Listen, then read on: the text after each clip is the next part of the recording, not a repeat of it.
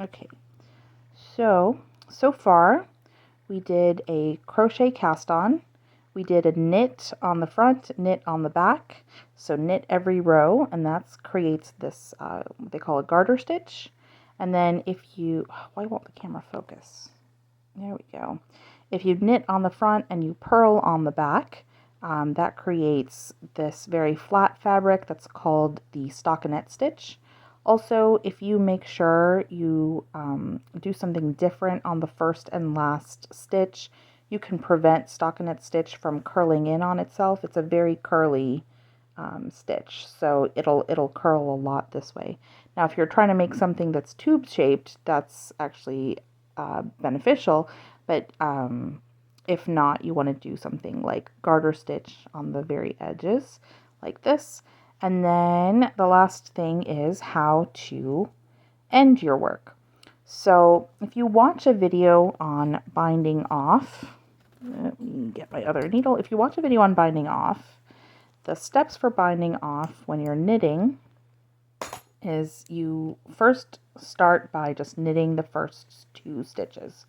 So you're going to knit and then knit, and then you're going to use your needle to sort of lift this first stitch up, and then you're going to bring it over and off. So you have that second stitch passing through the first stitch, and then I'll do that again. So you're going to knit, and then you're going to go in, and you're going to pass it over and off. Now, if you're looking at this, actually, all you're doing is you're slip stitching. You're just slip stitching through every loop.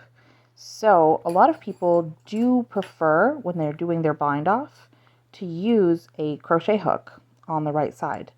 Now you have to be careful, because when I go in, I'm often tempted to yarn over the way I do with crochet, but you have to yarn over so that your knit stitches don't get twisted.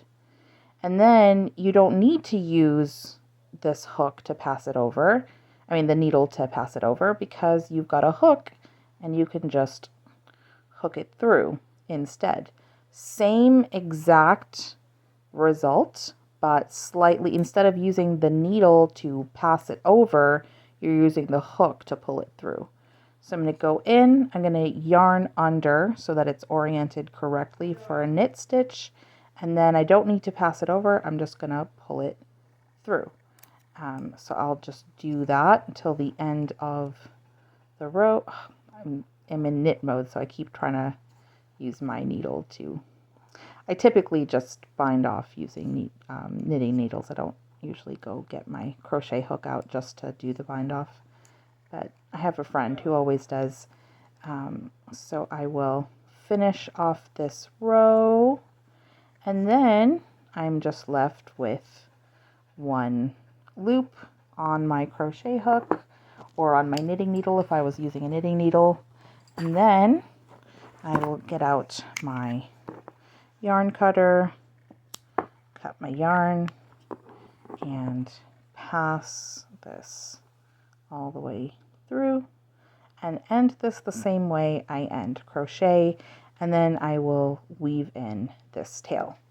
Now, when you're weaving in your tail, because the material is so stretchy, you have to be careful, because it might look like it's fully woven in until you start moving it around, and then it starts to work its way out. So the easiest and best way to weave your tail is called the duplicate stitch, and you just take a yarn needle and you trace the path that the yarn is taking. So you just basically go over that same path, and then that way your tail will have just as much elasticity as the fabric itself, and your tail won't work its way through. And then sometimes, if doing that duplicate stitch is too bulky, what I like to do is I like to split the tail into 2. So I'll split the yarn. If it's a yarn that has a twist to it, I'll just untwist it, and I'll do 1/2 of it following like the top path and then a different half of it, maybe the next row down. But you do want to just follow that same shape, that same kind of S zigzag back and forth. And then that way your tail, when it's woven in, has the same exact elasticity as the rest of your fabric. So that's how you finish off a piece of knitting. And I have a little tiny swatch. It's about 1.5 inches wide and 2 inches long. It's much stretchier than crochet work. Also, because it's literally just a single piece of string that's going like zigzag up and down, it's much thinner than like single crochet. It's using a lot less yarn, so it's not as dense. You'll find that the same yardage in knit will go much further than single crochet in crochet. Of course, double crochet goes further, but double crochet, you know, it's not as solid fabric. So there's that. And then I'm trying to think if there's anything else I want to say, differences between knit and crochet, but I can't think of anything off the top of my head. So hopefully you find this a good place to start. And maybe now you can go back and watch other knitting videos from more prolific, I'm going to call myself a content creator, more prolific content creators, and maybe this will give you a good place to start. All right, good luck.